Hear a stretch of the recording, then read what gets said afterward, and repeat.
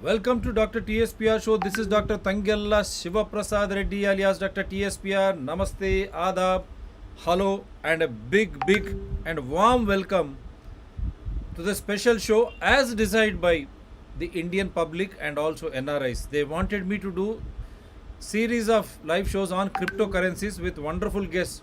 The trio from Tamil Nadu, that is Mr. Rajendran, who is also the DISAI mentor, and he is very well versed in cyber law and whatever you say, the online gimmicks, how people try to destabilize you of your fortune or of your everything. And he is an advocate also, and also he is a technocrat. The technology with which he has been growing, he has embedded that technology with the legal knowledge, so he's coming very handy, and it is his mind which is creating such wonderful shows with guest after guest being added to this. Welcome to the special show, Rajendranji, once again. Namaste. Then I have Mr. Logesh Babu. He is also very specialized legal expert when it comes to the cyber laws. Welcome, sir. And I think today we'll speak more. He's more visible today. Last time, because of the technical hitch, we could not watch him. And then, as usual, we have S.N. Ravichandran-ji from Coimbatore. He is the wizard, I say, as far as cyber crimes is concerned. He is an analyst. He has authored book to sensitize people, whether it is IT Act to the cyber crimes, and also he teaches the ones who are supposed to take care of our law and order, that means the police. He enlightens the cyber laws also to them. Thank you, sir. Welcome to this show. Before I pass it on to Mr. Rajendran, let me just show you the purpose of this show. After last time show, how our finance minister and the Reserve Bank of India governor, they have reacted, and that is the reason why this show is happening. It is our fortune, it is our money. When it is our money, there is no discussion at the panchayat level. We say grama panchayat levels, village secretariat, nor you have any discussion at the municipal level or corporations when it comes to urban or capital cities, then assemblies, then Lok Sabha. But what is happening? Someone fancies, someone decides, from Lok Sabha all of a sudden it is thrusted upon, and all the political parties, I told you, they have become one. Why? I have told you, the NRI funding, they have bought, their law is amended. Electoral bonds, law is amended. Corona, everyone speaks same language, and their pampered media. That is unfortunate. And when it comes to people's fortune, they work hard to eke out a living. Bread and butter, shelter, food, education, health. When such is the case, how is that Indian citizen being a constitutional authority by himself, because we are a republic? But how is that he is not informed? That too, in spite of having the modern technology at our fingertips, thanks to Corona, the social media has become very much relevant, and its prevalence is accepted everywhere. Just show you few minutes, that's it, and then Mr. Rajendran will take over.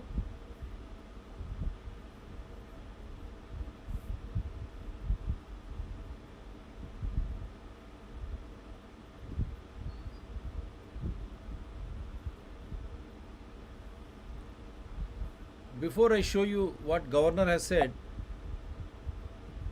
I'll just trying to get hold of the finance minister's comment. This is what governor has said, but I'll come to later, because once you understand what finance minister has said, then it becomes easy for us. Immediately after our show, this is the first reaction from the honorable, the first women finance minister presenting her fourth budget. Taxing income doesn't give cryptos legitimacy Finance Minister Sitharaman. This is immediately after our live show. Finance Minister Nirmala Sitharaman on Friday said the government has sovereign right to tax profit made from cryptocurrency transactions, and the decision on banning or not banning will be taken based on feedback from consultations. This is a big point. Banning or not banning will be taken based on feedback from consultations. Then why the hell you are taxing it? Why are you trying to legitimize it? That too from the floor of the parliament. During budget, replying to the general discussion on union budget, the minister said, I am not going to legalize it or ban it at this stage. Banning or not banning will come subsequently when consultations give me input. Madam, who are you? You are elected by us. And how is that? I will ban, I will not ban. What is that you are speaking without the knowledge of concerned citizens like all of us? This is not an autocratic setup. This is a democratic setup. Lok Sabha, before consulting, before having legal opinion, as has been exposed by our Rajendran-ji last time, before any legal consultations, how is that you are passing a legislation stating that 30% tax will be for cryptocurrency? That means you are accepting it on the floor of the parliament. Then why this ambiguity? That is why the governor, RBI governor, he came out and he said, he came out twice. Thankful to him. Cryptocurrencies, a threat to India's financial stability. Mrs. Nirmala Sitharaman ji, hope you are hearing us. Shakti Kanta Das, RBI governor, Das has said that private cryptocurrencies are a threat to macroeconomic and financial stability and undermine its ability to deal with challenges on the two fronts. Cautioning investors, it is a big thing. The governor also said, because I do not know, the village farmer to every other citizen, they do not know what cryptocurrencies is. When everyone is dealing, if I do not know, majority do not know, how will it become a currency? Currency should be traded. That is what Mr. Rajendran and all our esteemed guest has been pointing out. What is this? That is why he said it is a threat to India's financial stability. And then also he said, it is my opinion. Then all, and the other one,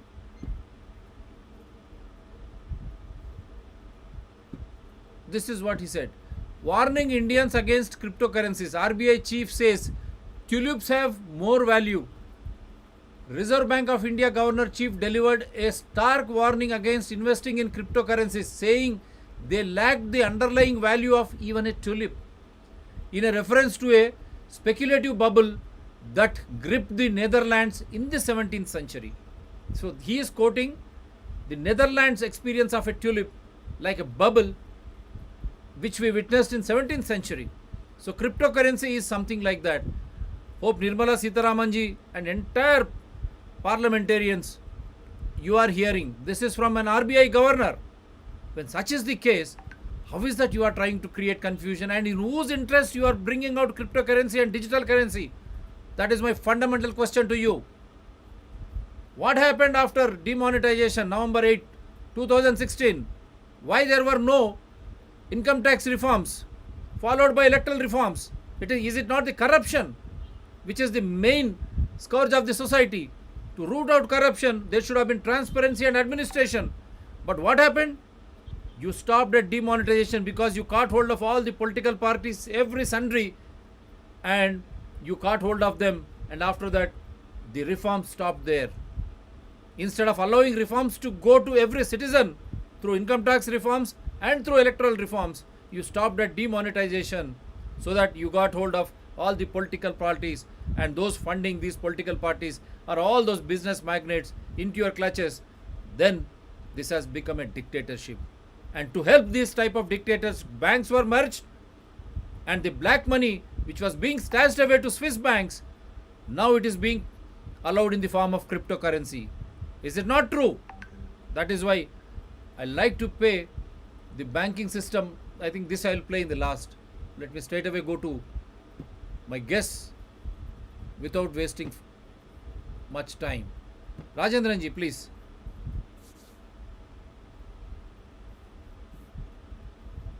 Thank you, Dr. Reddy. It's again an honor, a privilege to address your august audience on behalf of Digital Security Association of India, of which currently I happen to be the chairman, uh, and also as a cyber law advocate, and I would say a passionate observer or a keen student on cyber crimes and cryptocurrency, anything related to offenses and law and cyber security, information security concerns.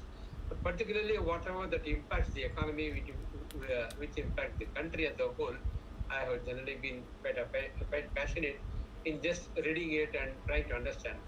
Possibly with that in view, Dr. Reddy once again has invited me to address your audience through this show, which really is a great opportunity for me. Now, coming to the subject straight away, already we have addressed a couple of programs, we, let me share my presentation in the meantime.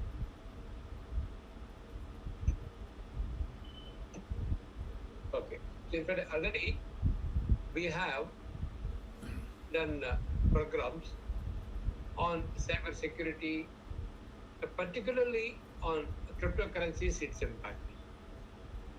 When the budget was being discussed, almost on the particular day, immediately out of the budget, just about a day or two subsequent to that, we had a program.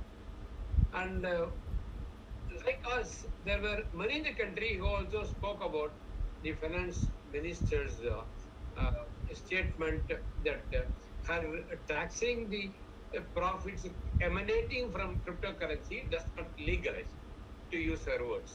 Quote. So, taxing the profits emanating from cryptocurrency does not amount to legalize. Okay. From a finance executive, from a finance minister perspective, she is absolutely justified in her stand. In fact, even as per income tax rules also, the mere fact that a particular income is illegitimate does not make it exempt from the taxation bracket. So the illegitimacy in the earning of an income is not an exemption. Any income is taxable, whether it's a legitimate income or illegitimate income or a questionable income or even approved subsidy or whatever. So the income tax part is separate. But in the particular time when the cryptocurrency is being spoken about, especially in the past 1.5, 2 years or something, when everybody speaks about it, there is a particular group, particular lobby working for cryptocurrency.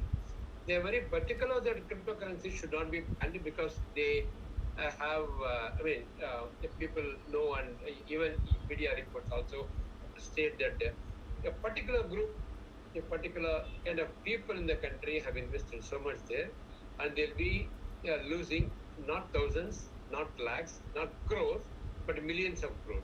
So because the particular one Bitcoin for today is around 40, 45 lakhs or whatever, because it goes up and goes down. So that being the case, the banning, it will create jitters among those who have invested. So finance minister was very cautious subsequently when she said that this is what is going to happen. We are not very particular. We will be consulting our legal team and all these things. She said, okay, let me go with the,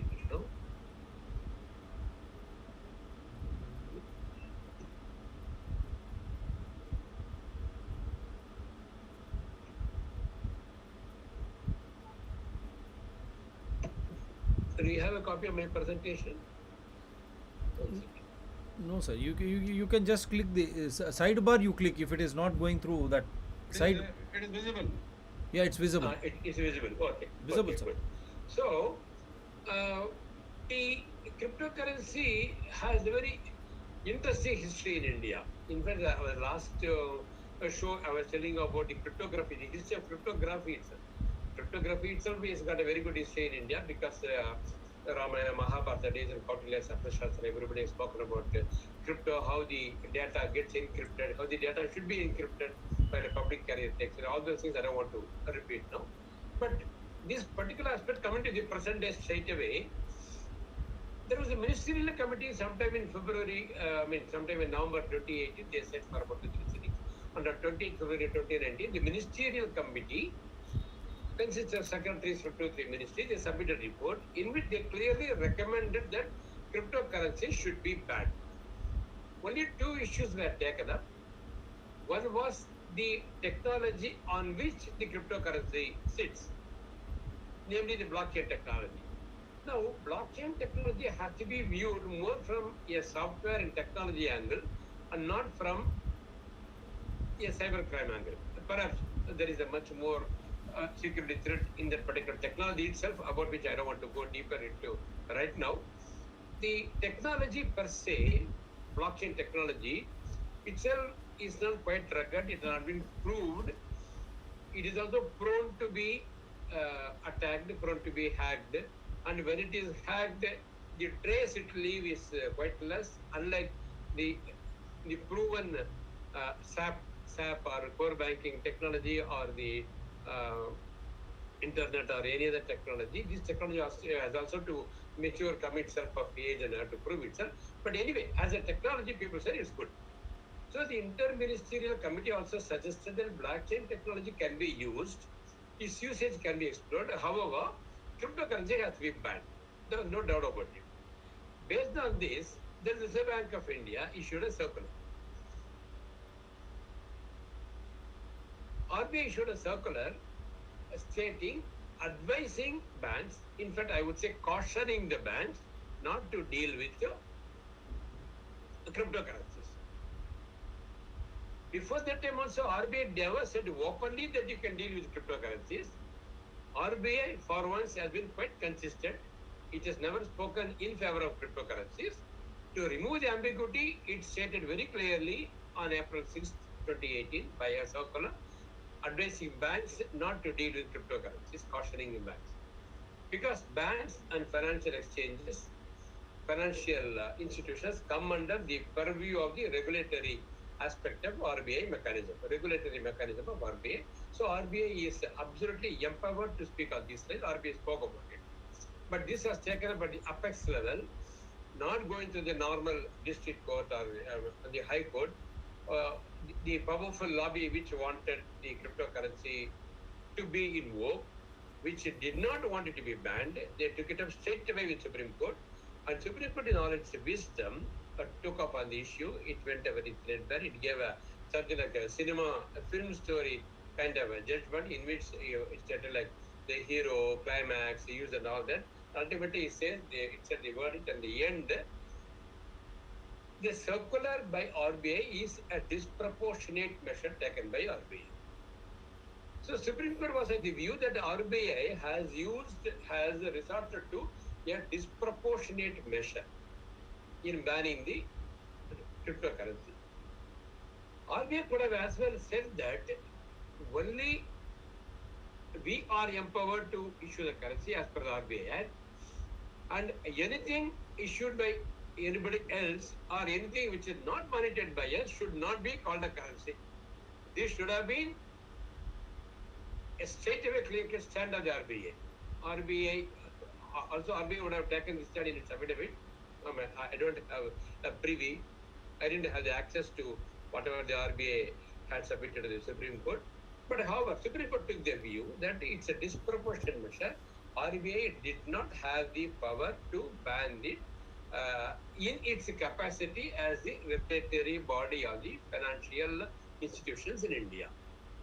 Immediately, RBI or the central government, in all their wisdom, in all their maturity, in all their commitment, dedication to the nation, and interest in the commitment in the welfare of the nation's economy, and of course taking into many other factors in account, should have gone on appeal or should have preferred a revision petition or some such legal remedy.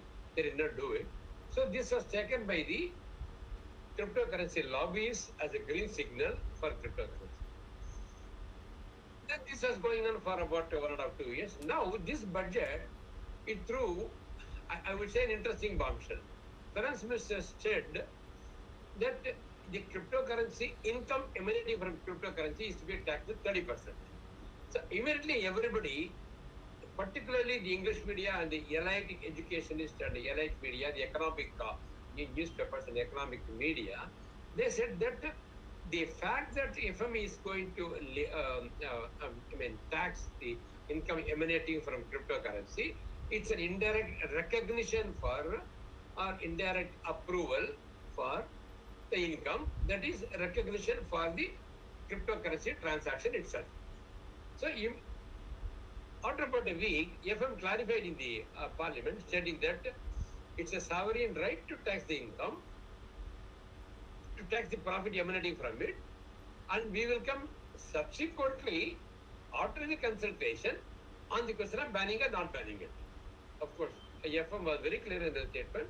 She said that her taxing the income from cryptocurrency should not be taken as an approval for or the legitimacy of cryptocurrency. It was very clear. But by that time, the press and everybody has started going ahead, going agog with the fact that it's going to be recognized. India has joined the seven band of countries with cryptocurrency distributed. So right or wrong, she said it's an income as on date. So that on a later date, you should not question me when so much money was there, when so much income was there, why did you not tax it? Only because of that I'm taxing it. I'm introducing this taxation. This is a particular statement given by her on the floor of the parliament, which is available in the net. Even as a voice audio bite is available. Now, immediately, after about 4-5 days again, a very responsible deputy governor of RBI, Ravichandran, he gave a very interesting speech. The entire text of the speech, he addressed the Indian Banks Association award ceremony, in which he took time to discuss in detail the issue of cryptocurrency, how finance ministry is looking at it, how RBI is looking at it, how the banks are going to be impacted by it, what the bank should do. Very interesting speech. The entire speech is available on the RBI website as part of the RBI speeches there. He said very clearly, it is like a Ponzi scheme only. Bank's most advisable choice for India is only to ban the cryptocurrency. We have to ban it. It will wreck the currency system. Without mincing words, RBI governor said that it will wreck the currency system. In fact, this was the view of the RBI governor, Dr. Shaktikanta Das also. He was also very firmly of the opinion. Now, the question arises, as the title of the program itself states, when two elephants clash, it is the grass which gets trampled. Are we to take it that the RBI and the finance ministry are at loggerheads? Should we take it that there is a difference of opinion between these two? I would rather say it's not a question of difference of opinion. It is the finance minister's initiative, prerogative, or right to tax the income. She was very careful in adding that his banning or not banning will be taken up subsequently after the consultancy is over. But RBI has already offered its views and consultancy. RBI has stated very clearly that we are not for recognizing it, it is to be banned. So, on one side, the view is very clear. On one side, the view, I would say, is rather emerging. So, this is. But from time immemorial, law and technology, there has always been such clash. What technology permits, sometimes law may not permit. What permits, technology may be impossible in certain times.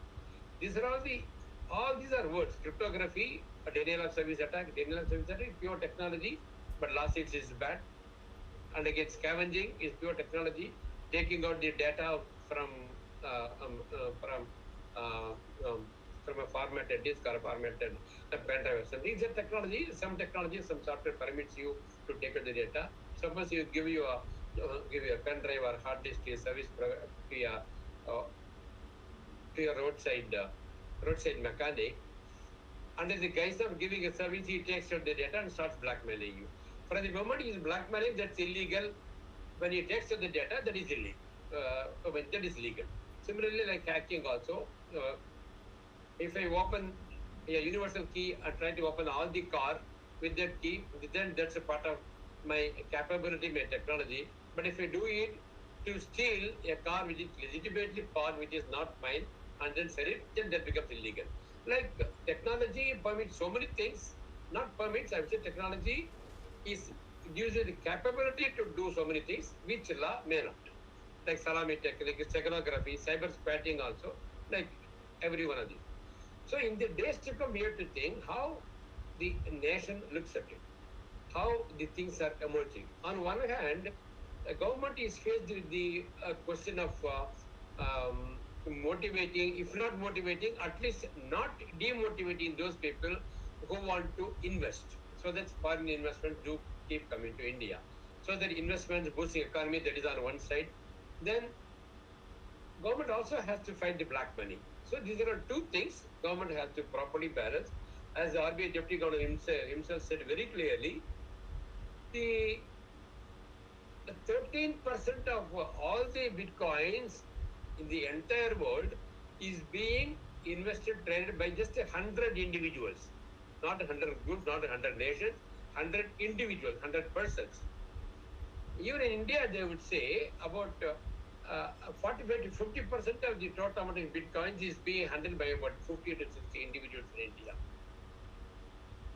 Perhaps a small minions like me may not know who those individuals are, what is the total amount of trading, because the cryptocurrency is not within the purview of RBI, and the value also is volatile. Like I can't say US dollar or any other rate which is openly traded today. The rate in next minute the rate is there. So limited supply is there. In the case of Bitcoin, there's no limited supply. Now, artificially they are creating a mining process. So demand and supply question is there. So long as the buyers feel it is marketable, there will be supply. At one point, if any particular corporate entity takes hold of all the bitcoins, all the cryptocurrencies in the globe or in one part of the globe, and try to take control of the country, then our entire country, entire rupee will not be there. The country will be taken over, controlled by that corporate entity. This is not my imagination. This is not a fiction. This is the fear expressed by the Deputy Governor in his speech, which I quoted earlier. So these are all the risk threats which the nation is now faced. So it is quite interesting to see how the nation is going to cope with the task. And I have with me, thank you, Reddy, for the opportunity. And I have with me in my panel, Logesh Babu and Sri S. and Ravichandran. Logesh Babu will spend a few minutes on the technology aspect, followed by Ravichandran on how the impact of a budget, especially with regard to the cryptocurrency and other digital banking areas, will impact the nation's economy. Subsequently, we'll be taking up a few questions also. Thank you, Dr. Reddy. Yeah, wonderful. Very good presentation. Over to you, Logesh Babu. Are you ready? Wonderful, sir. Very good presentation. Yes, sir. Logesh Babuji, please go ahead.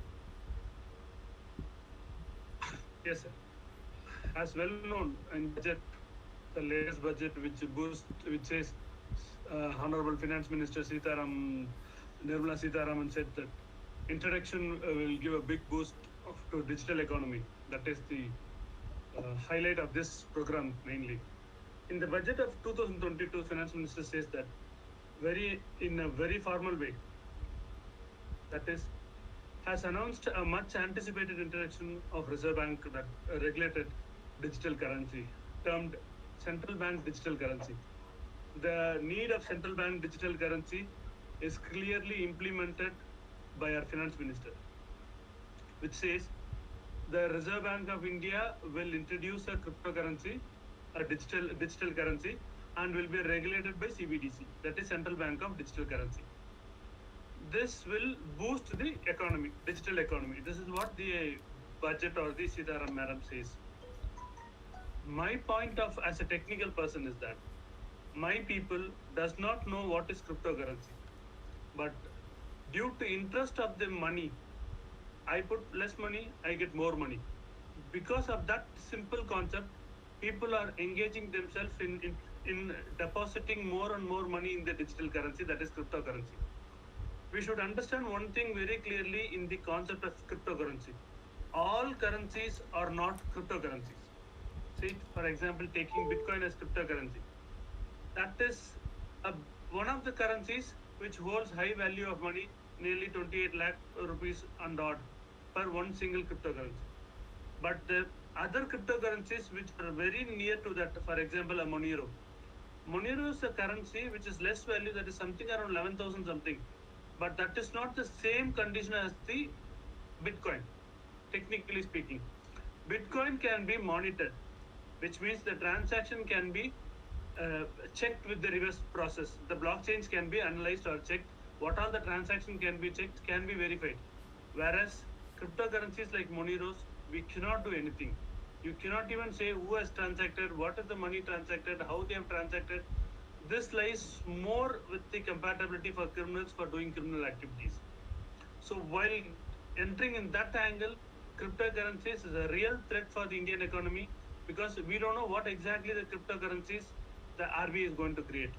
Whether we can see what exactly can be monitored, if it is going to be monitored by each and every step can be monitored and explained to the public, then at least to some extent we can use that cryptocurrency. Else, usage of cryptocurrency, which is even introduced by RBI or the central CBDC, Central Bank of Digital Currency, will not fetch us any result or any worth for a common man. They have also clearly mentioned in the budget that people using smartphone can use in this way. But people without the smartphone can use the same digital currency through SMS via SMS. That is not going to fetch our economy for a boost level. It is surely going to drop down the thing because lots of crimes happening in the cryptocurrency world where the officials or the governing bodies like police officials or whatever the officials who are governing us feeling very difficult to handle these types of cases because these are not decentralized so far. Nothing has been maintained. We don't even have a small customer service area for this cryptocurrency transactions for being done. All are being done on our own interest. So I conclude my small introduction on cryptocurrency stating that this will not fetch our economy in a boosting area. This is going to drop down the economy for sure. Wonderful, sir. Very neatly presented. Thank you, Logesh. Now, Ravichandran, can I have your views on it? Ms. Ravichandran is from Coimbatore, has already been introduced by Dr. Reddy. He's from Coimbatore. He has handled the training sessions for the police academy and he has done many colleges, universities and industry bodies like CII, Data Security Council of India and many other industry bodies on areas like cyber crimes and cyber crime investigation, etc. Over to you, Ravi. Thank you, Mr. Rajendran. And thank you, Dr. Sivaprasad Reddy, for giving me this platform to express my opinion. I will start out with one thing. The job of the government is to govern. The job of the government is to govern. If something illegal is going on, then steps should be taken to ban it, declare it illegal and close it down. The government has not done its job. This was the reason why the Supreme Court held the RBI circular as not valid. Let us be very clear on that. Because the government did not ban it or declare it illegal, the Supreme Court said that the RBI circular will not be valid. Now, instead of taking a step to ban the cryptocurrency in line with the Supreme Court implied directions of the Supreme Court, the government is seeking rent out of it. This I look at as an abdication of their primary responsibility of governing society. Now, the finance minister has gone about talking about legalities, technicalities, consultation committees and all that.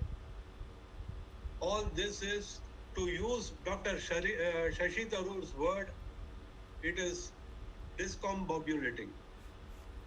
I think such terminologies used by the finance minister should be best left to Dr. Shashi Tharoor.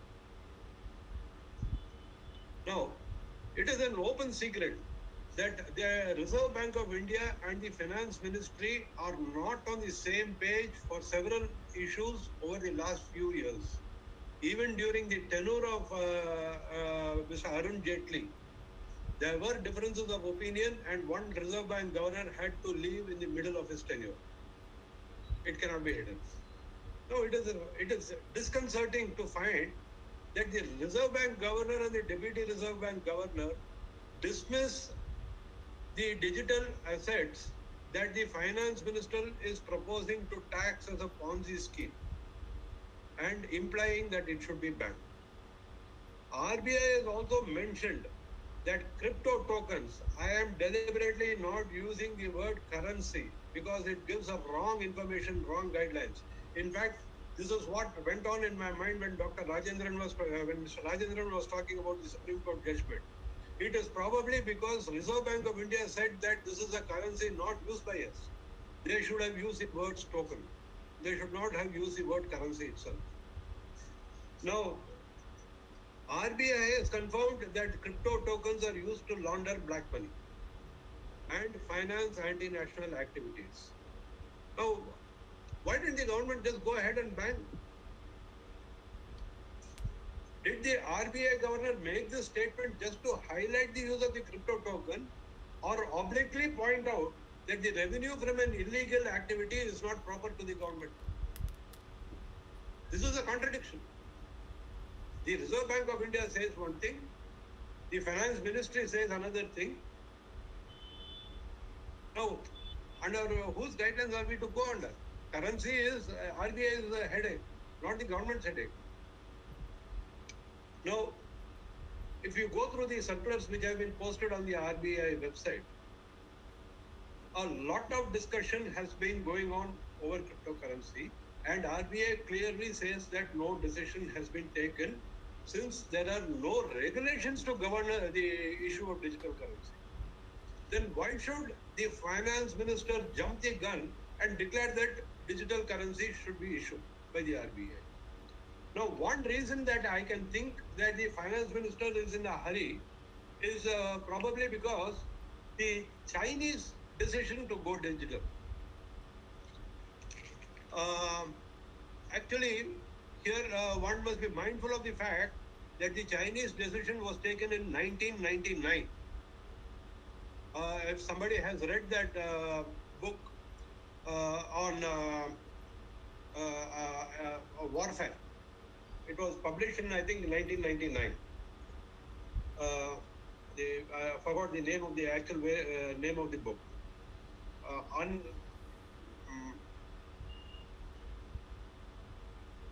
I forgot the name of the book. It was unconventional warfare or something like that, in which economic warfare was highly highlighted in that, and weaponization of the monetary system was highlighted in that. Now, we must give credit to the Chinese. They when the book came out, they have started working on it. Between 2009 to 2020, the Chinese have accumulated 10 to 11,000 tons of gold. This is much more than the gold that even America is holding. Now, what is the reason for the Chinese to hoard this gold? One reason could be when they start issuing the digital yuan, that digital yuan this gold will give muscle to that digital yuan. They will simply say that this digital yuan is being backed by gold. And use that digital yuan to make it a reserve currency. Mr. Ravi, I'm sorry to interrupt. Do you mean the book Unrestricted Warfare? Unrestricted warfare. Correct. Yeah. Unrestricted Warfare. Unrestricted warfare. Correct. Okay, go ahead. Now, in 2016, they issued this digital yuan. And to a certain extent, it was only a pilot project, and they have found out some flaws in that. They have been correcting that. Now they have found out that artificial intelligence and quantum computing combined will add more strength to this digital yuan. And this is only one part of it.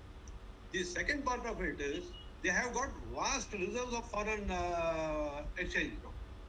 This, they are using it in the Belt and Road Initiative in a debt diplomacy. That is, create a debt and make that country a vassal to the Chinese thing. This is what they are planning, and eventually they are going to dominate the world economically, which is what now America has realized.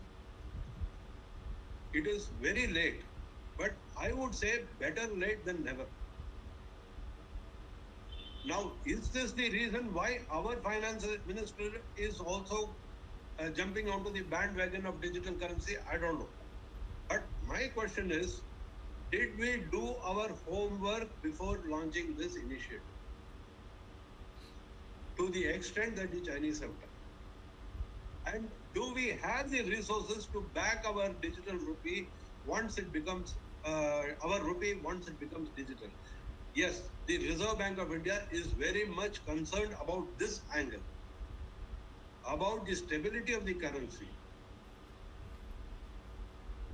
There are other issues also in this budget. As far as the Reserve Bank of India is concerned, when there was a difference of opinion between Jaitley and the RBI, RBI was given a clear and transparent mandate on what is required of them in terms of monetary and credit policies. Today, in these last two budgets, the RBI position has been undermined. Undermined in two ways. Number one, whatever dividend that the RBI is earning, whatever profits the RBI is earning, they are being pressurized to hand it over to the government. This year, 74,000 crores is proposed to be handed over to the government. Now, if the RBI hands over this profit, then it hamstrings their effort in controlling the currency in the country. This, I don't know why the government is not mindful of that. Last year, it was close to 99,000 crores between July and March 21. This year, they are expecting 74,000 crores. The second one is they have relaxed credit norms for SME industries. On one hand, the Reserve Bank is cautioning banks while lending. On the other hand, government is relaxing conditions for which this money can be given. When you read the budget itself, government projects 9.3% GDP growth. RBI projects 8.5 to 8.8% GDP growth. Difference may be small, but today, when you look at that uncertainty in Ukraine and the prices of oil going north, I doubt whether the RBI projections will be more valid than the government projections. Why should there be this dichotomy in the economy? Now, the finance minister has taken credit for control of inflation. That is her prerogative, she can do it. But when you look at it from a different angle, there was a lockdown last year. Several jobs were lost. Factories were closed. There was a farmer strike. And there was a very sluggish demand. Naturally, inflation has to fall. How can government take credit for it?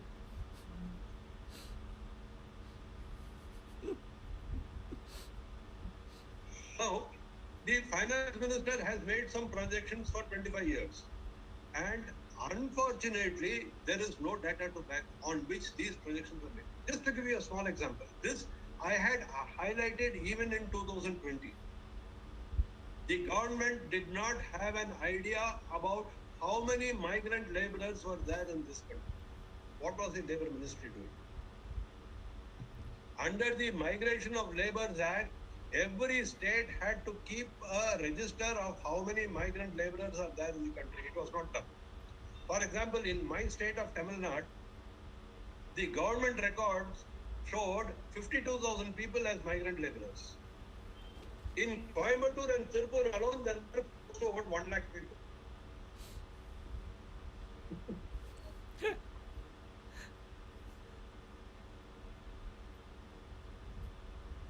Yeah. Ambiguity at its worst. They have migrated, must be they have settled. So removed from the word migrate. So two districts is much more than one the entire states. One more small point to be discussed, sir. After the completion of the Mr. Ravichandran, Yeah, please. I'm just waiting for it. Yeah, Ravichandran-ji, please go ahead. Yeah, migrant labours. In Tirupur and Coimbatore itself, more than 1 lakh. But officially, yes, sir, go ahead. Ravi, you were there? Connectivity, any problem, Ravi? Ravichandran, any issue? I think there is a small connectivity issue. signal issues there. I think he's coming back now. Yeah, Ravichandran ji. Are you back, sir? Okay. Rajendra sir, meanwhile we'll have a small Yeah, discussion. Lokesh Babuji, you So that wanted to. after that we can also continue, not to waste more time. Even I have a few questions to be asked to Logesh Babu. I think we can go ahead with the Yeah, Lokesh Yes. Babu already wanted to Yes, clarify yes, on yes. something.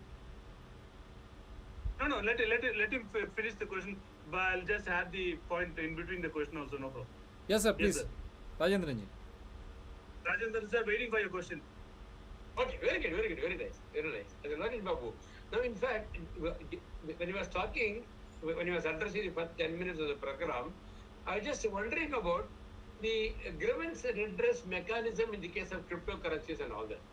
Now, if somebody loses money in an official transaction, connecting two banks or more than one bank, or one bank and an individual or a government and another bank in any financial exchange or any funds remittance, there is always the civil case or a criminal case or the banking ombudsman or the RBI. There are so many legal avenues open for grievance redress mechanisms. Yes. In case somebody loses money in a cryptocurrency, is there any grievance redress mechanism? That is the first question. The question which is supplement to it is, since you have been handling classes, training session for the police academy and for the judicial officers also in Tamil Nadu and elsewhere also, have you come across any instance when the police officials or anybody else speaks about the cryptocurrencies or the financial losses emanating out of it, or the grievance redress mechanism or the legal avenues open? Yeah, Yes, Lokesh sir. Babu. Yes. For your first part of the question, so far there is no redressal mechanism being launched or being set up in our country to retrieve the money which has been lost in the cryptocurrency area, to get the money back. I'm sorry to say this also, even in the cyber crime cases, our departments feel very difficult in solving the issue and completing the cases. Of course, I don't blame them. They complete huge lot of cases, but to the maximum, to the lower level of public, they still feel very simple cyber crime cases are also being handled in a tough state. Whereas in case of cryptocurrencies, there are lots of complaints being given, but we feel very difficult to bring out a solution, since we don't have any proper redressal mechanisms in our country, because that is not under a single centralized or controlled by any particular organization. Say, for example, everyone speaks about Bitcoin, everyone speaks about Ethereum. To make you understand, Ethereum is also a cryptocurrency which does not come under even a company also. No one takes the responsibility for this Ethereum, like Bitcoin. People are investing more on Ethereum. See, before going to that, the point what I want to discuss is that, mingle with your question. And the second one is that we also have various complaints on various states, not only in Chennai and Tamil Nadu, but like Mumbai, Maharashtra, and various states we find cryptocurrency, people losing money in cryptocurrencies and giving complaints. They don't know what to do. Many of the people do not give complaints because police people does not take these complaints. And if the police people takes the complaint, they do not retrieve the money back and give it to the public. First point, to answer your question. According to the Reserve Bank states that the CBDC, that is the central bank digital currency, is the legal tender issued by the central bank of in the digital form. It is the same as the fiat currency and exchangeable to one on one when the fiat currency, as with the fiat currency, only the form is in digital area. Say, what they mean to say is, both the currency and the digital currency what they are going to introduce are the same. This is in the digital form and this is in the fiat form. And I take up this opportunity which has been created by my friend Dr. Shiva Prasad Reddy. See, the money what we have, the currency what we have, has a clear statement that I promise to pay the bearer of sum of rupees so and so. It might be 200, 300, which does not say that it contains a legal tender. This has lots of terms and condition, rules and regulations, which is not revealed to the public. Maybe as a technical person, when you go and read up the RBI Act or the Money Act, which has been hidden in our law books, you find various rules and regulations which is not satisfactory to us also. What is the meaning of this currency which has been issued by the government, the RBI? RBI governor says, I hereby promise to pay the bearer the sum of rupees 200 or rupees 20, for example. If I am a common man, I am an auto driver or rickshawala, I consider that 20 rupees is the money. But government says this 20 rupees is not money. It's a promissory note.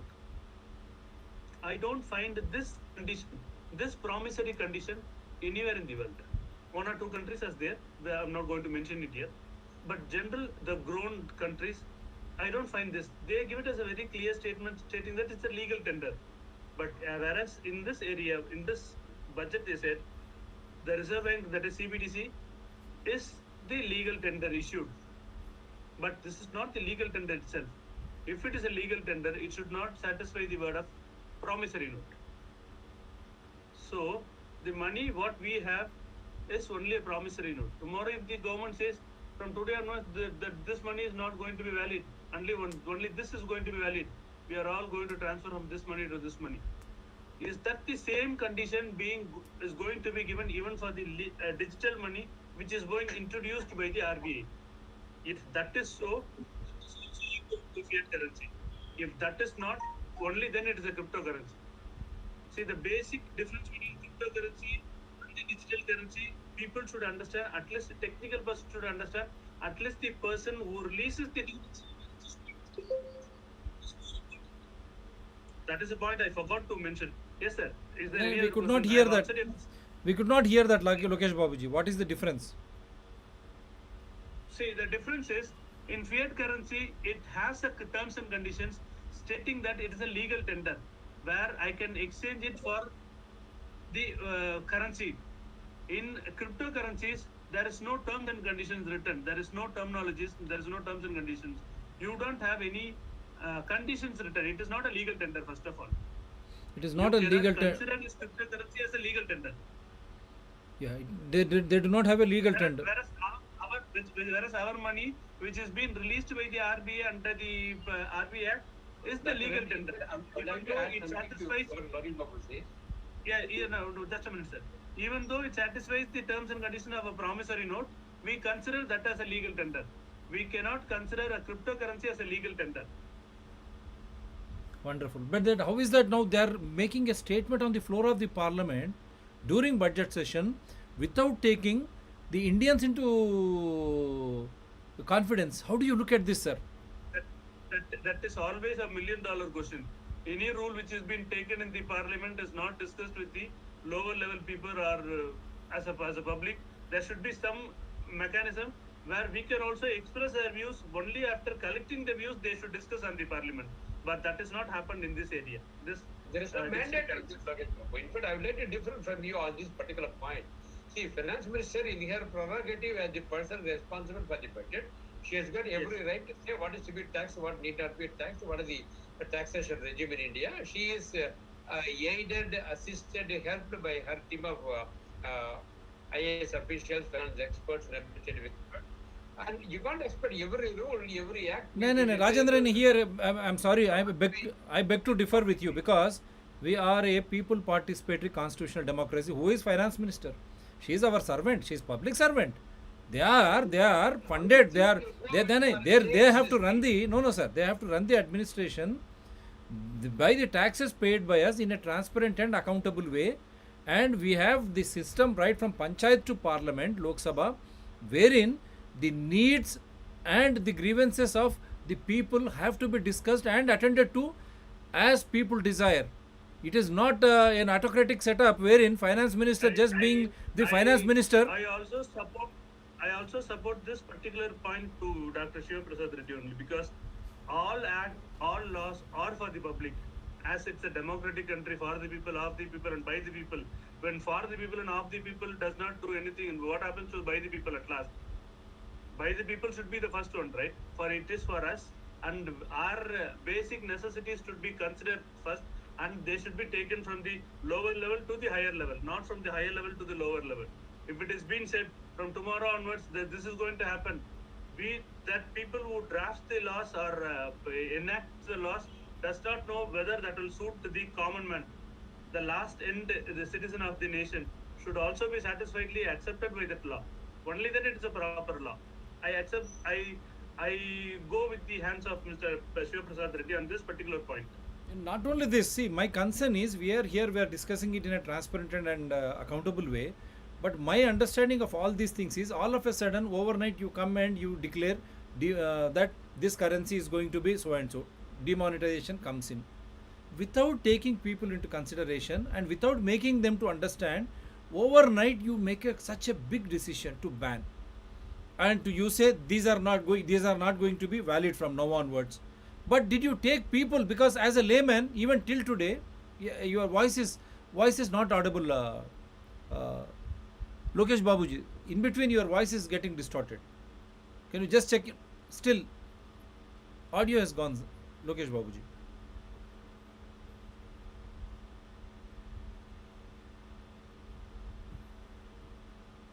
Audio is not there. Not able to hear. Yeah, I'm also not able to hear you. Acha, okay, anyway. No, that's what. Yeah. Logesh Babuji, are you able to? I add one particular legal point on Logesh Babu's point. In fact, he has been talking about the Indian rupee note. Rupee notes in India are a legal tender as a result of the RBI Act. Yeah. It's a on-demand promissory note to the bearer. A promissory note to the bearer, nobody can issue a promissory note to the bearer except RBI. Yeah. This is a particular feature no other country in the world has given. Only Government of India gives it. And empowers, vesting RBI with the powers to issue an on-demand promissory note, bearer note. Yeah. So that is why every legal tender from rupees 2 to today's 2000 rupee, yeah. It's a demand promissory note wherein RBI governor undertakes that the Indian economy, I ensure that it will fetch you goods worth of this. Yeah. So there is nothing. But yeah, that's what I'm saying. That is, rupee is a legal tender. Then cryptocurrency is not. Yeah, cryptocurrency is not. Yeah, fine. Yeah, cryptocurrency, crypto token, we will say it is not even crypto token is not. But when such is the case, no, crypto tokens are not issued. My main point of contention all these days is that crypto token does not have a owner. yeah, Nobody issues it. that you have already. Nobody We don't know who the owner is, from where it comes. Not regulated. Even its value is not fixed. Value not fixed. Is not fixed. Value not fixed. Who is the owner? We don't know. From where it is originating, we don't know. Not about 100 rupee note, 100 rupee note or 50 rupee, whatever. Its value is fixed. RBI says that I promise you to pay the bearer the value of 100 rupee. Whereas the crypto, not issued by any responsibility by any individual. So it is a purely the buyer's and the seller's risk. Yeah. The buyer's risk when he buys it. Yeah. Logesh Babu has come back. With the hope that he'll be able to market it elsewhere. Once wonderful, very neatly said, Rajendran-ji. 50 rupees, that is value. But what about the value of crypto token, cryptocurrency? We don't know the owner. You don't know from where it originates. You don't know whether it is arms money, drug dealers money, or other money. But you are our finance minister taxes 30% on the floor of the parliament during budget session. Yeah, Logesh Babu. That is for all the elongated extension of what the company share market price. In the case of company share market, there is a physical company doing their trading business. We know the company director and everybody there. The performance. If I am prepared to buy the share for 200 rupees, I will hope that I will be able to. The performance is there. Physical performance is there. Product is there. Performance is there. Yeah. But in the case of crypto, even that is not there. We don't know from whom I am buying. I don't know to whom I am going to sell. That is for all the cryptocurrencies. It is okay, sir. In our country, the RBI says that we are going to introduce a cryptocurrency, which means they will be responsible for all the things. They will create a digital currency as other money. Is that the thing we are trying to say, sir? No. Logesh Babu, your understanding of what RBI and Finance Ministry has said is wrong. They have only said we are not going to issue cryptocurrency. They said we are going to issue digital currency. Yes. Digital currency. Digital currency is entirely different from cryptocurrency. Yes, Cryptocurrency value is volatile. In the case of digital currency, RBI will not issue anything which is volatile. Yes. It has a fixed value like 20 rupees or 50 or 100 or 2000. But in fact, the mere fact that it is going to be monitored, it will have a fixed value. It will remove the charm of trading. Because the trader wants to trade because the value is volatile. Because I'll be able to inflate the price to any extent, make profit. But when you say that the price is not going to be so volatile, the fixed value is going to be fixed, then why should I trade in it? Isn't it? Why should I trade in it? So, Generally, will not trade. if RBI feels that it can issue a digital currency, would be lost because of this particular feature. No, first of all, sir, first of all, without taking, That is what is without taking people into consideration, how is that finance minister without understanding whether this cryptocurrency money is from drugs, arms, or is it the black money which you promised 15 lakhs into every account, whatever it is, with after demonetization, where is the black money? Is this the black money? You are trying to regularize it without making or understanding or legal having legal consultations, and more than that, without taking people into confidence, the people of India into confidence. How and who are you to make such a candid statements on the floor of parliament, confusing people, that too during corona? People have lost their lives and livelihoods, children their education, and But the Dr. families. I differ from you on this point. Who are you to issue this kind of thing? Perhaps I may not go well with you. No, it's up to you, because I'm here as a I am as a as a concerned citizen. I am a constitutional authority, sir. I am a constitutional. How can you impose, sir? How can you impose? How can you impose? Who are you to impose? Are sir, you the parliament. We are electing. You are representing. He is a finance minister. You No, can't who is the finance minister, sir? Who is the finance minister? No. You are wrong, sir. Yeah, that we are not staying in an autocratic G huzur. No. Finance minister means we are not going individually, because she is a finance minister, a constitutionally created position, because we are in a democracy. We are represented by political parties, and she is representing a political party. Because of representing a political party, she is heading a finance department. That doesn't mean that she will overrule and she will impose everything on me. How can you do that? And without informing me, and without taking me into confidence. That too budget, sir. Every year we look forward to the budget. That too during corona crisis. You are complicating and you are creating chaos and confusion. Instead of satiating, instead of reducing the prices, you said you have improved the diesel and petrol prices only to fund corona vaccines. Who needed corona vaccines? We have been demanding proof that corona is such a fatal disease than tuberculosis or malaria in India. You are not doing anything like that, but you are taxing us right from fruit, vegetable, dal, rice. It has become so costlier. Neither farmer is gaining nor end consumer I am getting benefit. Then who are those in between who are gaining all this? Yes, Logesh Babuji. Before we wind up, because Raviji is not going to come, we'll wind up your statement. Then Rajendran-Cyber will wind up. Yeah, we'll wind up in about a minute. In 2 minutes, we can wind up, Dr. Reddy? Yes, sir. We are at the end of it. Yes, sir. Wonderful discussion. Once again, we have at least removed that myth that India doesn't need a crypto. When you have a rupee, again, why do you need a digital currency? And when you have a rupee, and why digital currency and why crypto? Yes, sir. Please. Logesh Babu. I don't oppose cryptocurrency, but I say certain rules and regulations are to be implemented. And not accepting all the cryptocurrencies. At least all the countries which is near to us, every developed countries started using cryptocurrency. They have gone to various levels like tokens and other things. The wider market, the most populated country in the world, I simply state that we should be educated what exactly cryptocurrencies. If after getting some basic approval of the people, if cryptocurrency is being introduced or being monitored with certain rules and regulations you introduce, then we may accept it. Without having proper monitoring or without having proper redressal mechanisms, introducing of cryptocurrencies will get a confusion within the public. That is my small statement as well. Yes, sir. Yeah, Rajendranji, please. Thank you, Dr. Reddy, for the opportunity. You can close with a word of thanks now.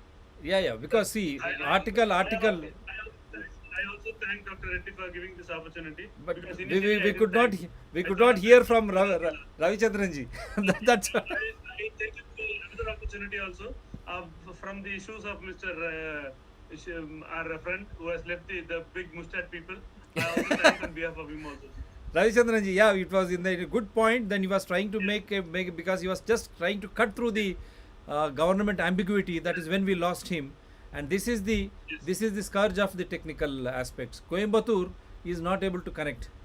That is what I hope the Tamil Nadu government will understand and will try to correct it, because the same simple technology we are not. And He was very particular when he used the word that when two elephants fight. It was his favorite. Yes, he was that's very what. particular that RBI finance ministry should not be at loggerheads. That's He was what more considered confusion. that particular That is point. the see when two elephants, see RBI and finance minister, they without having an understanding of such a major issue, she announces it on the floor of the parliament, and RBI governor and deputy governor condemns it, and they say this is going to destabilize the national this thing itself. When such a big statement coming from Reserve Bank of India, then what does that mean? The governor, I think the minister should have resigned by this time. It is a big issue, not a small issue. And I'm unfortunately, and then Logesh Babuji, before I say bye, Article 31, don't you think equal distribution of wealth is the main factor? When you introduce digital currency or crypto, don't you think common man, right from common man, village level to urban level, Common man should also get benefited. That is the act of the law, right? yeah. Each and every citizen should be equally treated, and they should be benefited equally. Yeah. Then for the few, for the sake of few percentages, can you introduce crypto or can you go for digital? And where you are nothing but you are trying. You people took oath on the Constitution of India. The Constitution clearly says equal distribution of wealth, Article 31. When such is the case, don't you think you are going against the oath, against the Constitution, against the will of the people of India? They should have made an awareness among the public and then introduced it will be more apt one. But the way they have introduced is, Yeah, that's it. as you said, it is good. Yes. Yeah, It's a silent. yeah, they could have discussed, they could have made panchayats, village level secretariats, because the technology is there. Let everyone discuss, right? Panchayat, let them discuss. Then urban, semi-urban, let them all discuss and then decide. In a democracy, debate and decide. No? Go from the bottom, and then after a lengthy debate, they might have introduced this thing. That too, concerning the fortune of every citizen. No, sir, equal distribution of wealth is defeated. Yeah, Rajendran-ji, we would say every good thing we will accept it. But you have a discussion from grassroots level, Panchayat to Lok Sabha. That will be in the interest of democracy, people participatory constitutional democracy. That is what we are all willing. Anything good for the society, if any party or any particular personality feels, try to take it to the village secretariat, Panchayat. Then you come to municipalities, then corporations, then assemblies, then Lok Sabha. This is how you should discuss an issue. An issue to become a policy till it reaches Lok Sabha, there should be discussions, debates, so that people can decide. Only after people decide, you can legitimate it in the floor of assembly or parliament. Am I right or wrong, Logesh Babuji? 100% right, sir. Wonderful. This is what we have been doing. Discuss it amongst the people. Let people decide. Only after that, parliament should pass such type of legislations. But it should not be unilateral impositions just because you caught hold of all the political parties and those been funding after November 8, 2016. That is what we say. Corruption is the biggest scourge of any functioning democracy in the world. Root out corruption, have an transparent and accountable and able administration. We are all there to support. We are all a constitutional authority by ourselves. We should be informed, truly informed, well informed, so that we can take a decision.